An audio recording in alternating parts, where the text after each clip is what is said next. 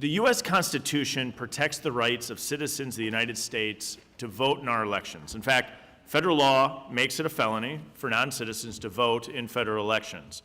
Most but not all states outlaw non-citizen voting in their elections. American elections are for American citizens, and we intend to keep it that way. Recently, we've seen Democratic-run cities allowing non-citizens to vote in local elections. Washington, D.C., New York, Maryland, California, and others have passed legislation to allow non-citizens to vote in elections.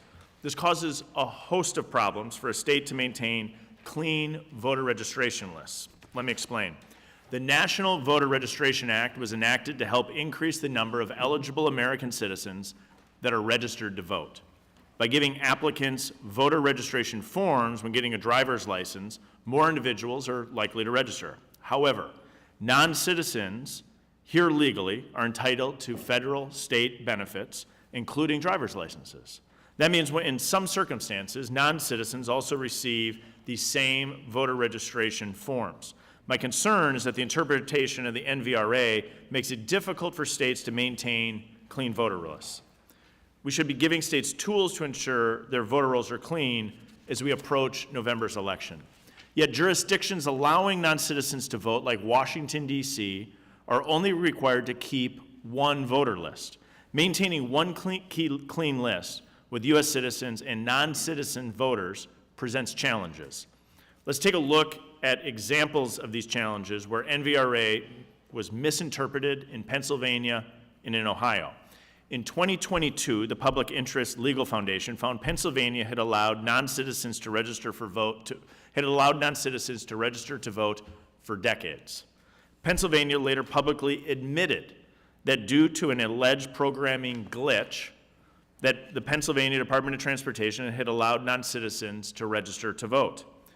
Last week, Ohio Secretary of State Frank LaRose ordered the state's voter rolls to be cleaned after a review found more than 100 non-citizens in Ohio were registered to vote. These examples raise serious concerns. In D.C., the Board of Elections says it is on the non-citizen to understand they cannot vote in federal elections. Right now, in our nation's capital, roughly 500 non-citizens are already registered to vote. Let me be clear. Non-citizen voting reduces confidence in our elections. Washington, D.C. is setting a new standard that could soon be applied across the country. We must stop non-citizen voting. That's why our committee passed my bill, the American Confidence in Elections Act. One section of the bill allows states to access federal databases that contain citizenship information so non-citizens can be removed from the voter rolls. As we continue to see foreign actors interested in influencing our elections, our current practices should cause us all concern. Since President Biden took office, over 7 million illegal immigrants have crossed the southern border.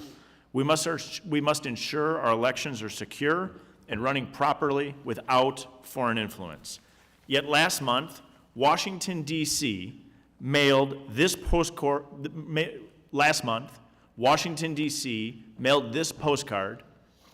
across the city encouraging non-citizens to vote. In response, I sent a letter to the D.C. Board of Elections about the postcard. The D.C. Board is actively hosting virtual town halls, encouraging non-citizens to vote. To vote in local elections in our nation's capital, you only need to reside here for 30 days. That means any non-citizen who moves to D.C. by October 5th can vote in this November's election. If any of the 7 million migrants move to D.C. by this October, they can vote in the upcoming election. In our nation's capital, they don't even need a photo identification to do it. This does not instill confidence in our elections. The Committee on House Administration has broad oversight of our nation's federal elections, including here in our nation's capital. We've passed a bill to require citizenship to vote in D.C. elections. Republicans on this committee are committed to ending non-citizen voting. We'll also discuss the role of foreign nationals play in our elections by contributing to nonprofits. Federal law prohibits foreign nationals from contributing to campaigns. However, we have seen foreign nationals use a loophole to get around this. Yesterday, I introduced legislation to close that loophole. When our committee heard from all 6 commissioners on the Federal Election Commission last year, Democrats and Republicans alike, every commissioner agreed that this loophole should be closed. And I'm hopeful that we can all agree that only American citizens should be contributing and voting in our elections. I'd like to thank our witnesses for joining us today to discuss these important topics. And with that, I yield to the ranking member for 5 minutes for his opening remarks.